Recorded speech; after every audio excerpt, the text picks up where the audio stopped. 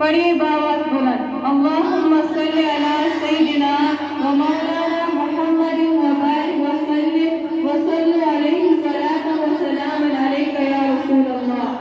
حضرات گرامی، تلاوت کردہ آیت کریموں میں پروردگار عالم جل شانہ نے اپنے ان نفوس قدسیہ کا ذکر فرمایا ہے جنہوں نے اپنی قیمتی اور پیاری جانوں کو اس کی راہ میں قربان کر کے اپنی زندگی حاصل کر لی۔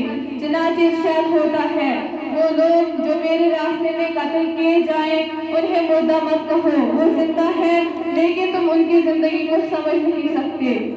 زندہ ہو جاتے ہیں جو مرتے ہیں حق کے نام پر، زندہ ہو جاتے ہیں جو مرتے ہیں حق کے نام پر۔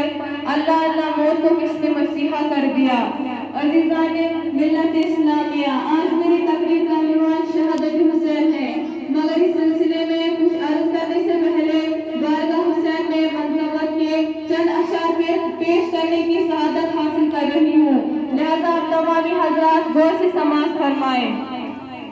جہان صداقت کا تاجدار حسین، خدائی کنز کا در شہسوار حسین، وہ جس کی ذات سے اسلام ہو گیا زندہ، وہ کون عالم امکان کی بہار حسین۔